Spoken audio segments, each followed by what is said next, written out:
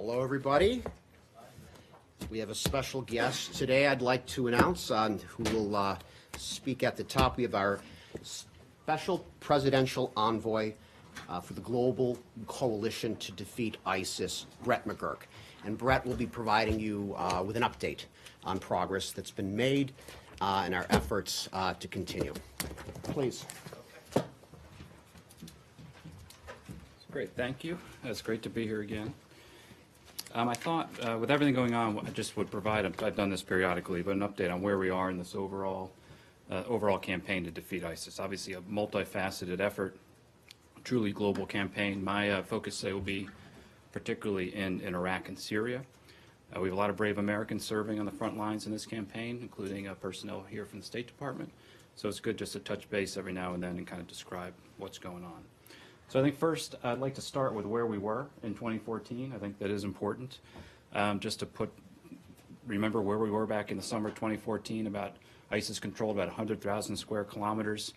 Really mind-boggling statistics, 8 million people, Iraqis and Syrians, nearly 8 million people living under control of ISIS. The revenues, almost $1 billion per year.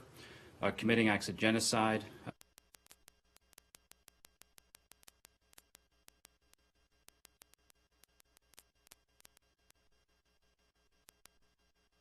So obviously we organized a global coalition to combat this threat. Where we were when the Trump administration came in early 2016, that's the second slide. About 50% of the territory had been cleared. We were in the middle of the Mosul campaign. We had not put together the final steps of how we were going to take down the headquarters of what was the caliphate in Raqqa. The president, on his first day in office, said he really wanted to accelerate the campaign, focus, really prioritize effort on ISIS in Iraq and Syria to defeat the physical caliphate.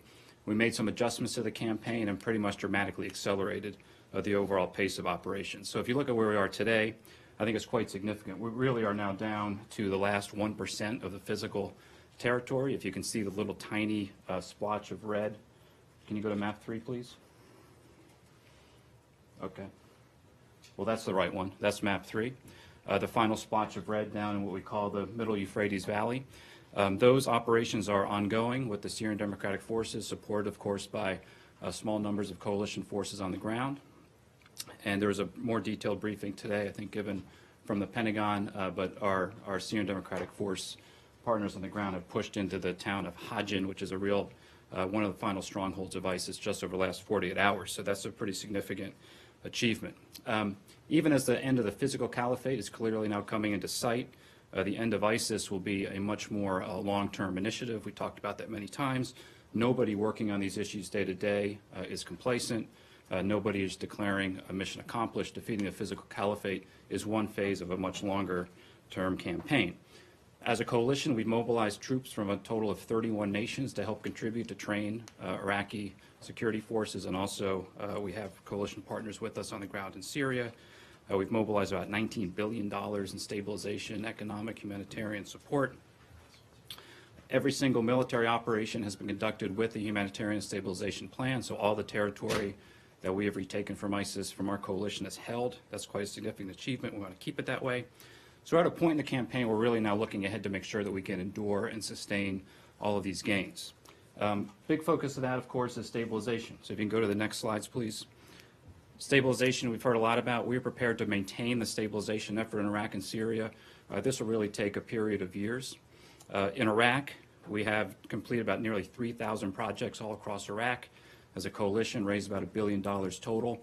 This has been a big success. Over 4 million Iraqis have returned to their homes overall. That is a historical achievement. In terms of campaigns like this, conflicts like this, that level of rates of returns of people to their homes is unprecedented. But we still have 1.8 million Iraqis displaced from the conflict, and that's too many. We want to see them ultimately return home.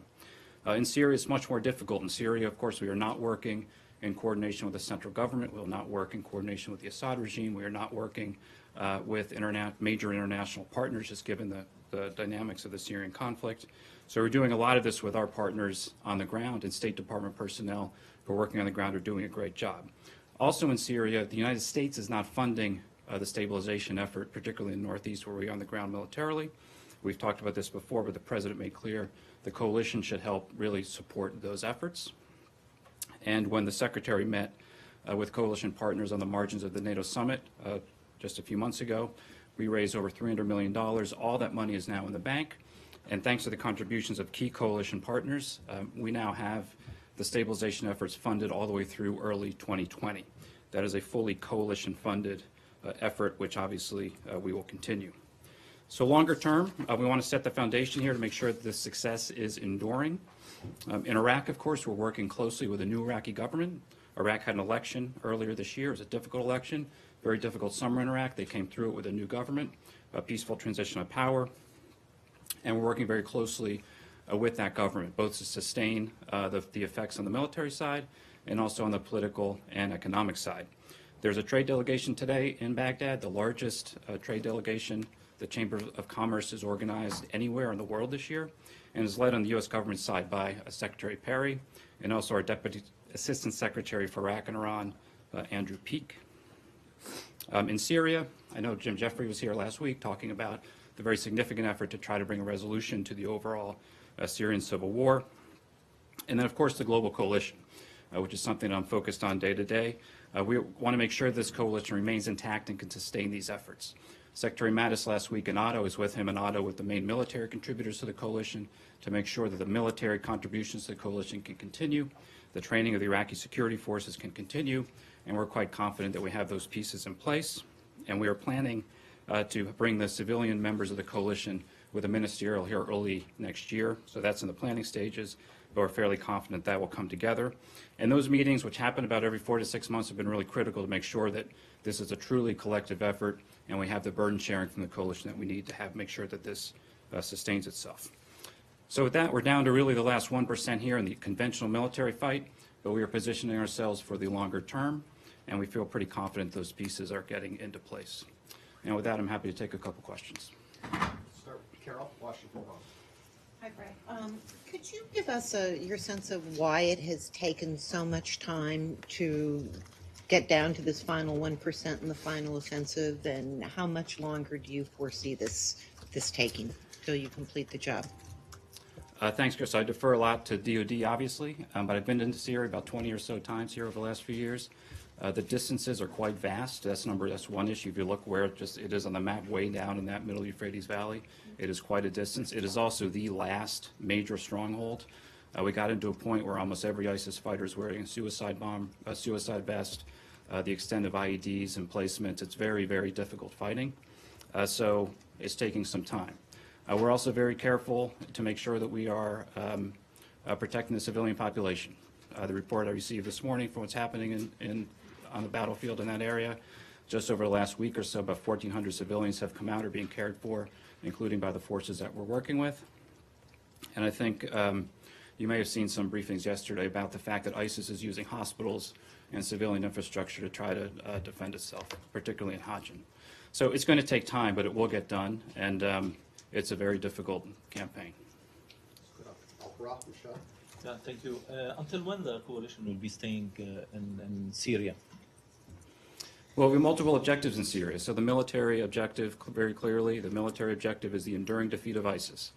And if we've learned one thing over the years, enduring defeat of a group like this means you can't just defeat their physical space and then leave. You have to make sure the internal security forces are in place to ensure that those security gains are enduring. So the enduring defeat of ISIS means not just the physical defeat, but make sure that we are training local security forces. So that will take some time. We also have other interests in Syria, which I think you heard from Ambassador Jeffrey. We want to see a resolution to the Syrian civil war through the UN Security Council resolution process. And we also want to see the removal of foreign forces from Syria, particularly the Iranian commanded and proxy forces from Syria. But the military mission is the enduring defeat of ISIS. We have obviously learned a lot of lessons in the past, so we know that once the physical space is defeated, we can't just pick up and leave. So we're prepared to make sure that we do all we can to ensure this is enduring. Now, a sign of that, areas that we have cleared of ISIS, they have not returned or actually seized physical space. There's clandestine cells. Nobody is saying that they're going to disappear. Nobody is that naive. So we want to stay on the ground to make sure that stability can be maintained in these areas. We're talking about years? Not going to put a timeline on it at all. Well, you seem to say, sorry, Go ahead. me? Right, you seem to say the military objective is the enduring defeat of ISIS. So does that not mean then, given the qualification of enduring defeat, does that not mean that American soldiers will remain in Syria for for some time unforeseen, into the unforeseen future, even after the physical caliphate is totally wiped off the map? I think it's fair to say Americans will remain on the ground after the physical defeat of the caliphate until we have the pieces in place to ensure that that defeat is enduring. And then on the civilian side, which you're more familiar with, what does that mean for U.S. money going into, money and programs that are going into? Because the president has made no secret of the fact that he wants out as soon as is feasible. So we look at the resourcing, obviously, every day. So you have ends, ways, and means in any strategy. And you're right, the president's made clear to us, look, we're doing an awful lot on the coalition side, particularly the military side. So when it comes to the civilian side of this campaign, the coalition should step up and fund it, and we should increase our burden sharing. And we've done that. So all the stabilization efforts in that part of Syria are now being funded by the coalition. All that money is in the bank. A lot of it is being implemented by U.S. diplomats on the ground. I've been to Raqqa 4 times. It is a very, very difficult situation. My first time in Raqqa, we found a cell phone from a dead ISIS fighter that had where they had placed IEDs in particular areas of Raqqa. Almost every standing structure had an IED. So we had to train people to go in, actually clear the IEDs. It is hard, painstaking work. But if you go back now, people have come back. About 150,000 people have come back. That's the kind of stuff we want to make sure continues. And I'm confident, as one of the leaders of the coalition, that we will have burden sharing from the coalition to sustain that. You mentioned this area of Syria. Is it not true that the area of Syria where the U.S. is funding or is involved has shrunk dramatically over the course of the past 18 months? Well, maybe not dramatically, but it's a smaller chunk of the country than what it used to be, correct? No, I don't think that's the case. Well, and the counter-ISIS campaign has grown dramatically. I mean, it started with a little dot in that northeast part and has grown. So now, obviously, we've worked closely with our coalition partners and through deconfliction with the Russians to draw a line at the river to make sure that this is done in a very careful way without risk of accidents. And we've now, over the last 3 years, have basically defeated ISIS in that entire part of Syria, and it is now an area that is heavily influenced, not controlled by us, it is heavily influenced by us, and we want to make sure it remains one of the most stable parts of Syria. Can I follow up on this? Okay, Saeed and Lori. Yeah, very quickly on the point that Matt raised. So you're saying you're not dealing with the Syrian government or the other international players and so on. So how do you deal with this small area that is east of the Euphrates, in the northeast of the Euphrates? Is it like an independent place? Do people come and go wherever they want in Syria? And how is that reflected on the rest of the country? I'm trying to think how to answer your question. Look, it's difficult, it is challenging, it is incredibly complex. And we went into this part of Syria because there were major threats to us, our homeland, to our partners, to neighboring states, including Turkey, when ISIS was controlling this entire area. And we were determined to clear ISIS out of this area so it did not have safe haven to continue to plan and plot those types of attacks. The attacks in Paris, the attacks at the Brussels airport, all were planned, organized, coordinated in Raqqa, and combat teams were basically sent from this part of Syria into the streets of those capitals to kill innocent people. So we're going to make sure that that can't happen. We're now in a position where, because of the success of the military campaign, we are heavily influencing that part of Syria. We want to make sure that we maintain a permissive environment and stability and basically freeze the lines in place as Jim and others work the longer-term political solution. So obviously it would be reckless if we were just to say, well, the physical caliphate's defeated, so we can just leave now. I think anyone who's looked at a conflict like this would agree with that. Lori. Thank you very much for this. There seems to be a division that came up in the Pentagon briefing earlier today between within the U.S. military regarding the hostile Shabi, the Popular Mobilization Forces. General McKenzie, in his confirmation hearing, suggested that they were not under the control of the Iraqi government, and that was a problem. Colonel Byram said this morning that they were under the control of the Iraqi government. What's your view of that? I didn't see the Pentagon briefing this morning, but I think it's safe to say some of those elements are under the control of the Iraqi government. Some of them are not. And those that are not strictly under control of the Iraqi government are a problem, and that is a problem that the Iraqi government has stated is a problem. It is the policy of the new Iraqi government to bring all armed actors strictly under its control, under state control. That's obviously a policy we very much support. NBC, Apologies if I missed this, but you said 1% of the territory remains, but how many fighters do you still see left to be defeated? And can you share a little about where you see the fighters going after they have been defeated? I get this question a lot. I just try to stay away from numbers because the numbers have been all over the place over multiple years. It's not numbers, it's capabilities. So the degradation of ISIS's capability to be able to mass maneuver forces, to be able to do what it used to be able to do, is significantly degraded. So I'd stay away from numbers, and it depends. Everyone who counts numbers can count differently. So there's a hardened fighter and someone who just might sit in his living room and agree with the ideology. So I don't want to put numbers on it, but I will say there is a significant concentration of the most hardened ISIS fighters in that little splotch of territory. And that is why it is so difficult, and we're going to make sure they can't get out. We're still talking tens of thousands of fighters, aren't we? Of fighters, again, I just want to get away. I don't want to get into numbers. I would say it's safe to assume in that area, a couple thousand very hardened fighters remain in that area. And when you say it's the last 1% in the conventional military fight, I mean, we understand that maintaining the gains will take a long period of time. But do you have a sort of time frame for the conventional military fight? Is it going to be another year? I mean, ballpark, what kind of Ballpark, you're talking timeframe? a period of months. Okay. So, okay. Are you getting closer to get al-Baghdadi? So Baghdadi, look, Baghdadi is used to be. He's declared himself the caliph of this territory and the ruler of millions of people, and he now has no territory to declare himself the so-called caliph, and he is in deep, deep hiding at best. There have been times we thought that he was no longer around, and then he would issue an audio tape. So it's hard to say, but he is in. What we know for sure. He was in very, very deep hiding, and we have managed, thanks to the great work our folks are doing out there, to target and capture and detain some of his closest associates. So if he's still with us, I don't think it'll be for too much longer. Let's go back. Sir, your outlet. Thank you. Jahan Zaibali from Airborne Institute, Pakistan. Sir, the main reason to go to the Syria is to eliminate or defeat ISIS.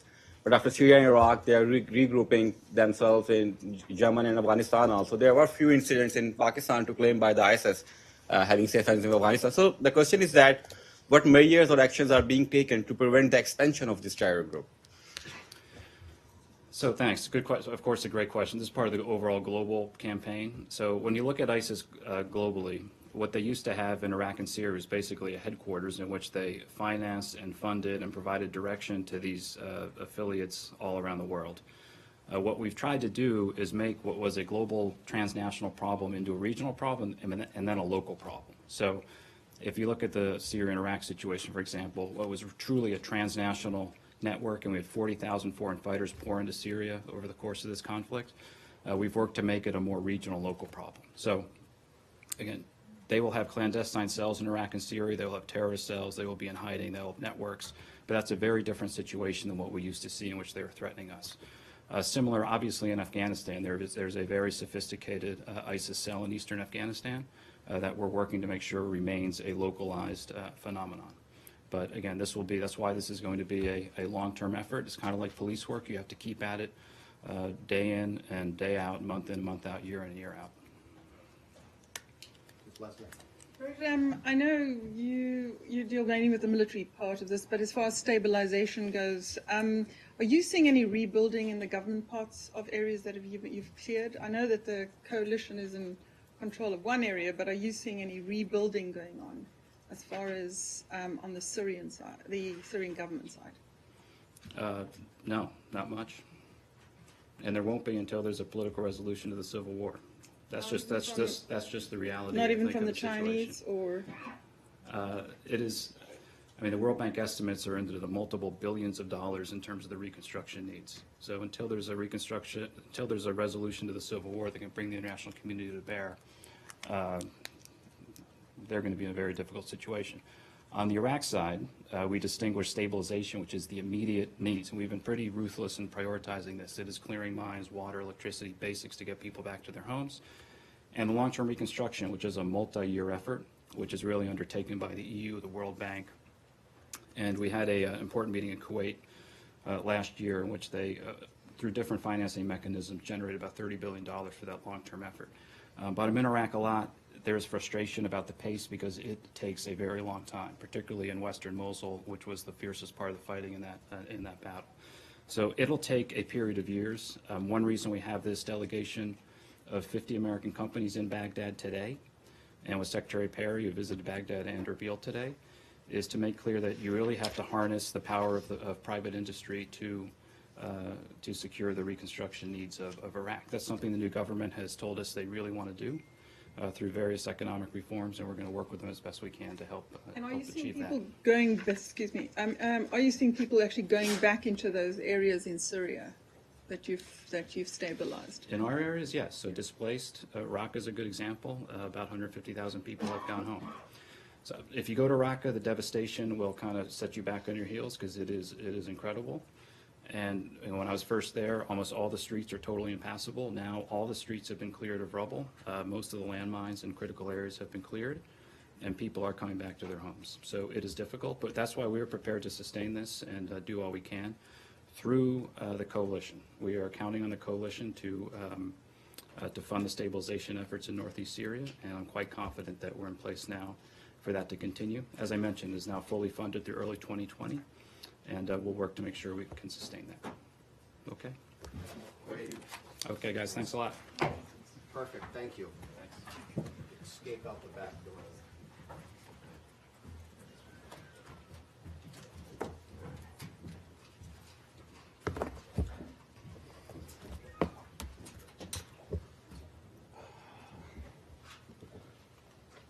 Hello, everyone. We've got a couple things for the top. Today, Deputy Secretary John J. Sullivan is hosting a counterterrorism ministerial at the department focused on the Western Hemisphere. 13 key North, Central, and South American partners will join for this meeting, including Argentina, the Bahamas, Canada, Chile, Colombia, Honduras, Jamaica, Panama, Paraguay, Peru, and Trinidad and Tobago. Additionally, Brazil and Mexico are participating in observer roles. We're also glad to have senior counterterrorism and security officials from the Departments of Justice, Treasury, and Homeland Security, and the U.S. intelligence community in attendance. Today's discussion centers on the threat that transnational terrorist groups, including ISIS, Al-Qaeda, and Lebanese Hezbollah, pose to the collective security and safety of their citizens at home and abroad. We expect participants to highlight their concerns that transnational terrorist groups are seeking to exploit gaps in national and regional counterterrorism capabilities, including border security, law enforcement, counterterrorist financing, and information sharing. We look forward to our commitment to work together to address these gaps and bolster counterterrorism capabilities. In his opening remarks, Deputy Secretary Sullivan noted, quote, "Transnational terrorism poses an immediate threat to us here in the Western Hemisphere. Although the perceived center of gravity seems far away, groups like ISIS, Al-Qaeda, and Lebanese Hezbollah operate wherever they can find recruits, raise support, operate unchecked, and pursue their terrorist agendas. Keeping our citizens safe and secure requires constant vigilance and adequate resources.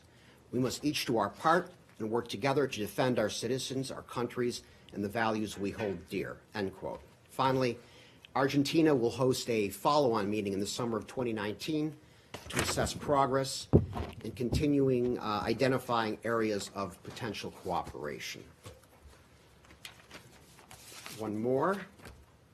In addition to saying hello to our visitors in the back, I understand you're on the International Visitors Leadership Program from Fiji. Is that correct? Welcome to the briefing. Great to have you here. I am pleased to announce that on December 11th, the United States formally returned the bells of Balangiga to the Philippines in a handover ceremony in Manila, attended by Philippine Secretary of National Defense Delfin Lorananza and U.S. Ambassador to the Philippines Sung Kim. The decision follows an extensive consultative process with associated United States veterans organizations and state government officials, in accordance with American legislative requirements to ensure appropriate steps are taken to preserve the history of American service members associated with the bells. Philippine government officials will transport the bells to the church from which they were removed over 100 years ago, where they will be treated with the respect and honor they deserve.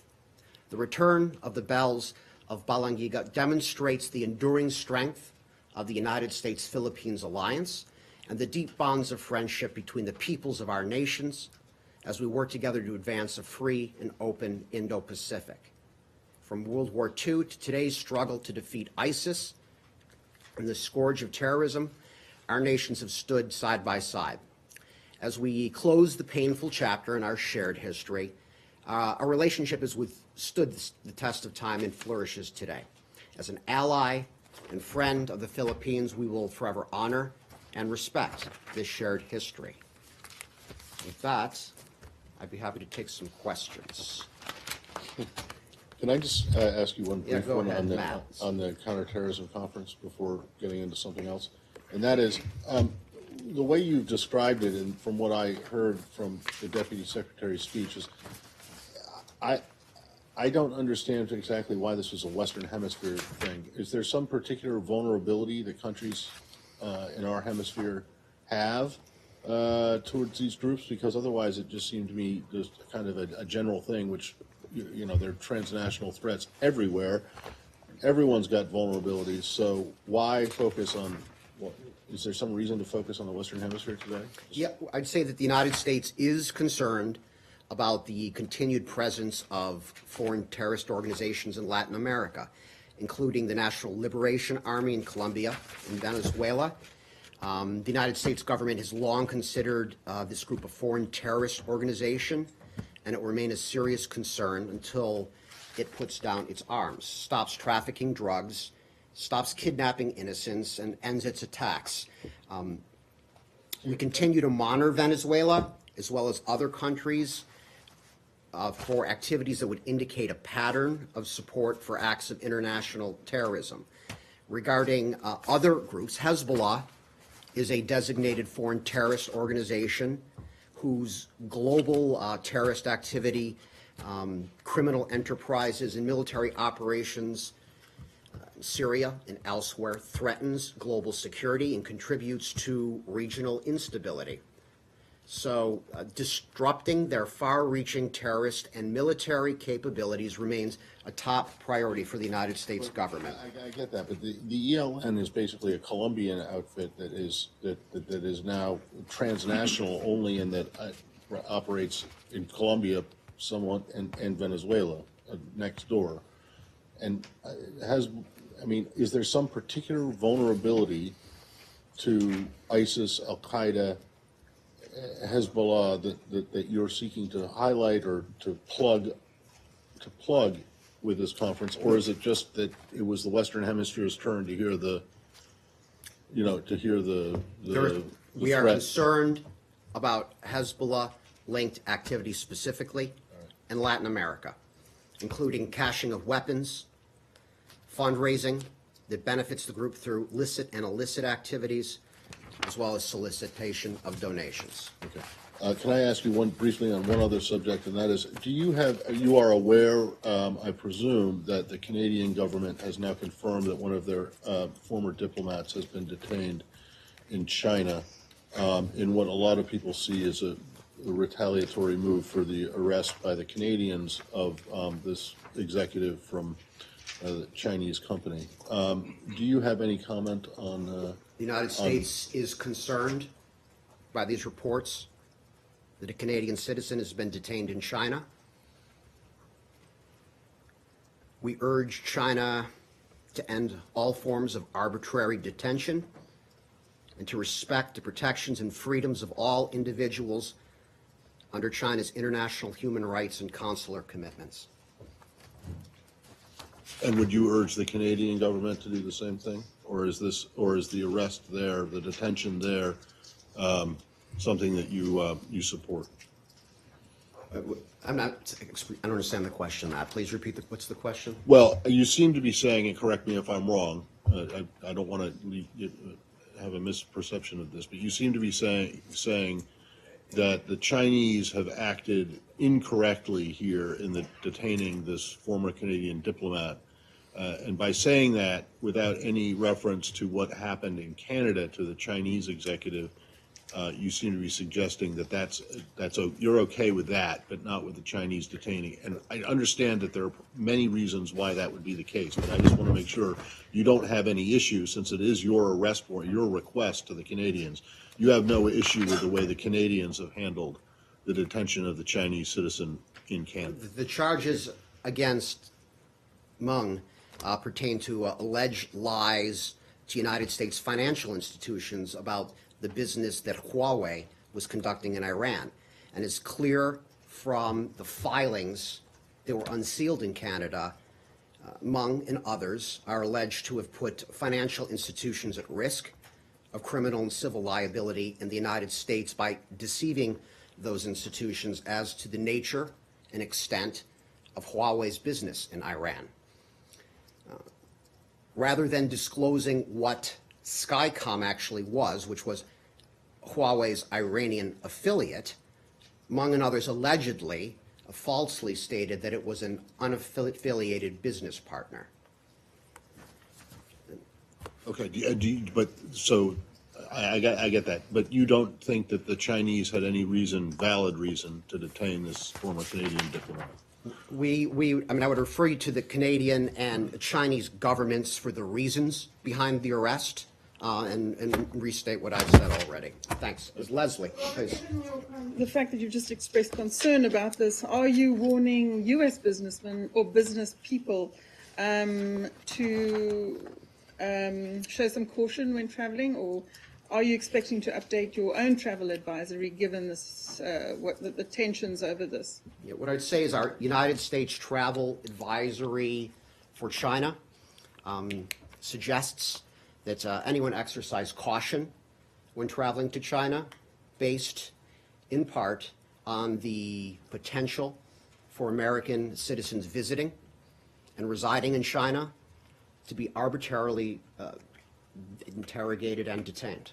But are you specifically concerned, or are you specifically warning U.S. business people to be careful? I have nothing further at this time beyond our travel advisory. Your travel advisory, I think, was updated in January this year.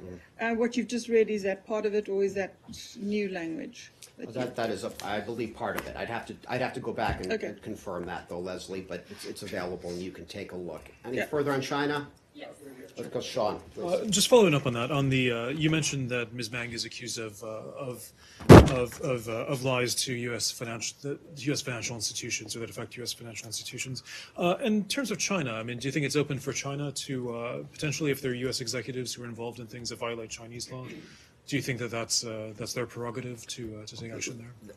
Like all cases brought by the United States Department of Justice, like all cases that are brought, this case is based solely on the facts and the law, and I would leave it at that.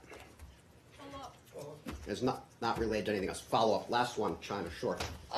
I just have a few related China questions. First of all, the Chinese government is also accusing Canada and the United States for violating Ms. Meng's human rights. What is your reaction to that, and why the United States request to arrest the individual instead of sanction Huawei as a company? So should all Chinese entrepreneurs be concerned of traveling to countries like Canada, which has extradition treaty with the United States? Should they be concerned about their personal safety in the future? This is a legal case, so I would refer you to the Department of Justice to answer questions about legalities. As far as human rights go, we've been outspoken at the State Department and spoken directly about these issues and our concerns with what's taken place in China. For example, you probably just saw the news. We're deeply concerned about the Chinese government's continued crackdown on house churches, including new reports that the Chinese government has detained more than 100 members of the Early Rain Covenant Church in Chengdu. We call on China to release leaders and congregants immediately and to allow members of unregistered churches to exercise their religious freedom. Thanks. Mr. Let's move on now. Okay. just, Please, over here. the Western Hemisphere before, so let me continue with that.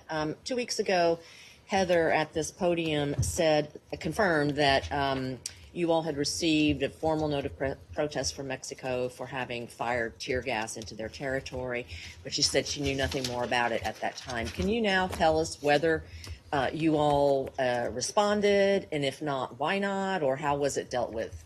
I'm sorry, that was 2 weeks ago, and I don't have anything for you You have at nothing this since time. in 2 weeks of what's happened No, with I'm that. saying I'd have to take the question and look into that for you, sorry. Sure, please. Thank you, Robert. On North Korean human rights issues, I think recently a State Department reported that the human rights abuse and the censorship situation in North Korea. The sanctions against the 3 North Koreans high-ranking officers will continue until denuclearization is complete, or you can lift off whenever time North Korea complain about these people's sanctions list. What's your situation? I'm not sure I understand the question. Would you say what the question is? Okay, Help me with the State Department released that the 3 North Koreans Right, high-ranking right. officers, Choi Yong-hae, Okay. Jang Kyung-taek, That's right, yeah, those guys, Park Kwang-ok, okay. right. These guys is on the list, sanctions list. The North Korean government right now, they complain about these sanctions. Will these sanctions not until lift off the denuclearizations? So our goal remains the same, and that is the final fully verified denuclearization of North Korea, as Chairman Kim and the President agreed to in Singapore. That remains our goal. But at the same time, the United States remains resolved to press North Korea, government to respect human rights. This is something we've spoken out about regularly. We believe that respect for human rights is an essential foundation for a secure and prosperous society. This is something that the President raised when he was in Singapore. We remain deeply concerned about the situation there, and we've said many times before that sanctions must remain in place until we achieve the goals, objectives that Chairman Kim and the President agreed to in June. Yeah, in Singapore. but the president will have the summit talks next month, maybe January or in February. He announced that. Why now you guys putting sanctions, these people's sanctions list? This report is part of our strategy to highlight human rights abuses, to shed a light on it.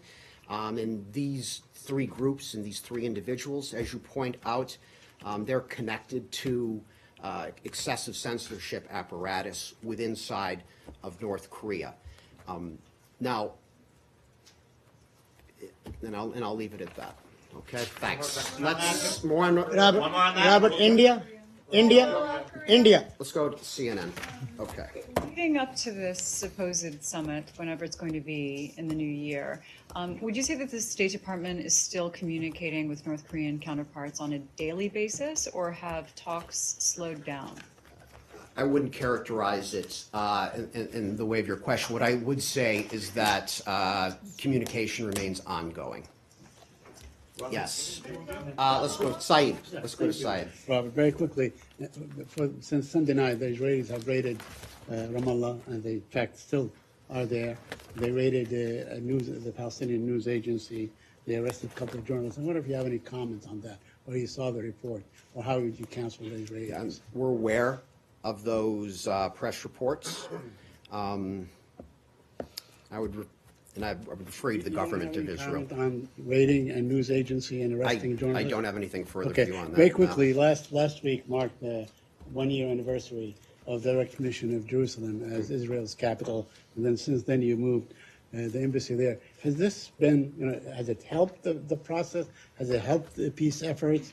Where are we from then until now in terms of your efforts to put forth this peace plan that's been talked about so much? Well, as you point out, a year ago, the president, we recognized Jerusalem as the capital of Israel, and that is just a recognition of reality. That follows up on, President Truman did 70 years ago, and we were the first nation to recognize the state of Israel. And ever since, Jerusalem has remained the seat of the modern government.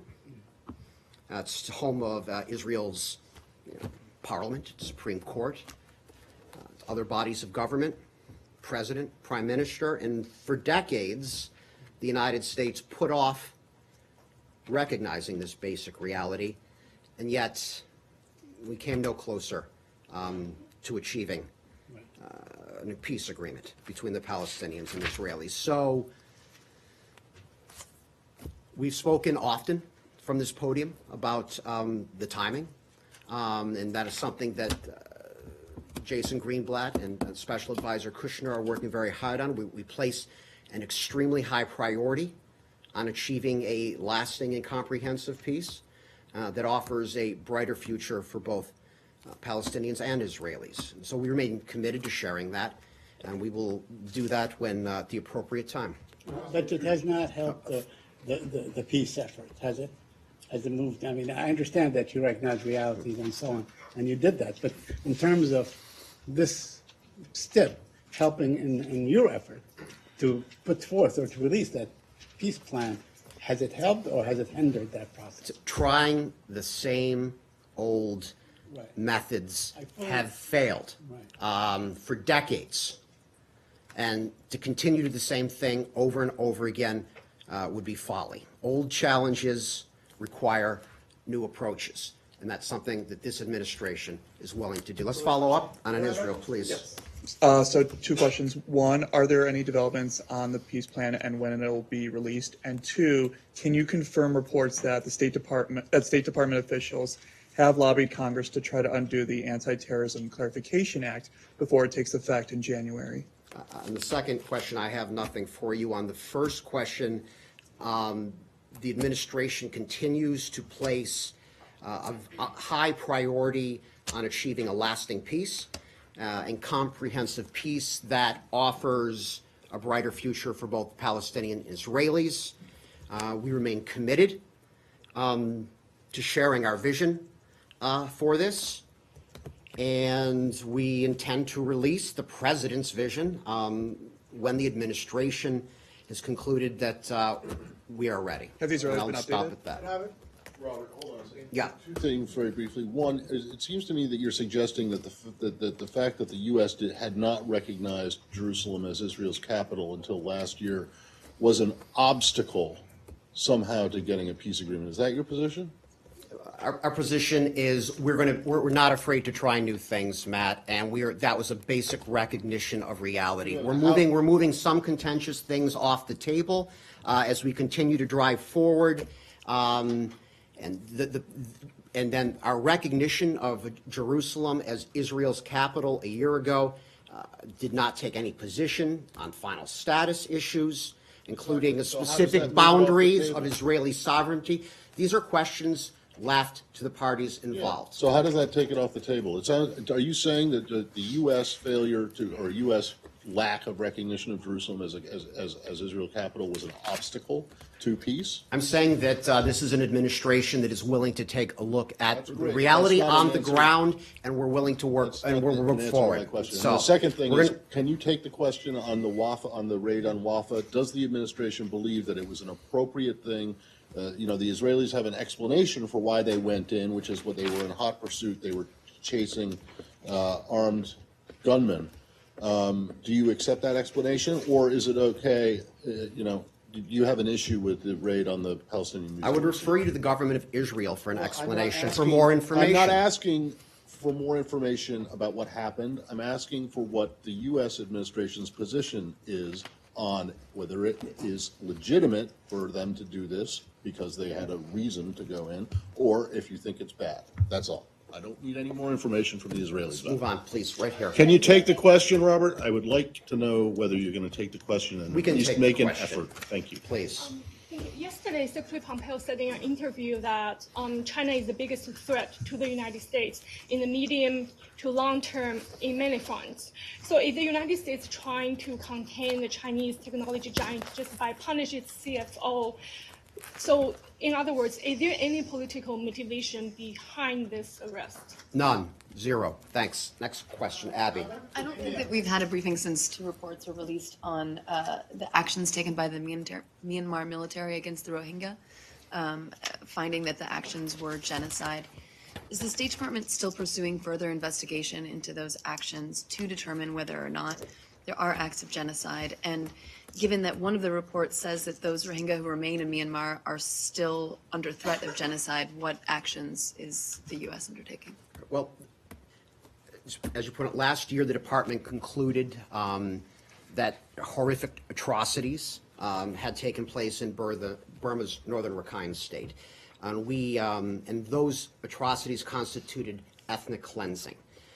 That conclusion of ethnic cleansing, to your question, in no way prejudices any potential further analysis on whether mass atrocities have taken place, including genocide or crimes against humanity. What the United States continues to do at this time, our efforts have been and remain focused on steps that will improve the situation for Rohingya refugees and all people in Burma, and as well as promoting accountability for those that were responsible for these atrocities. That's something we're continuing to focus on. Specifically, our efforts are aimed at easing suffering, addressing some of the root causes of these conflicts, and to urge greater humanitarian access inside of Burma is something that we remain very much focused on. We've been, and I'll leave it at that. When you say it doesn't prejudice a future determination, is the U.S. actively pursuing further investigation into whether these acts would constitute genocide? We continue.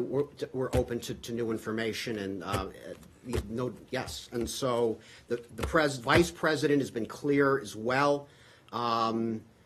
Violence and persecution by the military and vigilantes that drove all these people out was without excuse, and so the United States will remain focused on steps that will improve the lot of the refugees, as well as all the people of Burma, and to hold those accountable that are responsible. Okay, this is the last question, please, right here. Hi. Yes. With the release of the report on religious freedom today, are there any updates on the fate of Asia Bibi, the Pakistani woman? Is the U.S. considering offering her asylum? I have no new updates beyond what we've previously been said. Guys, thank you very much. Good.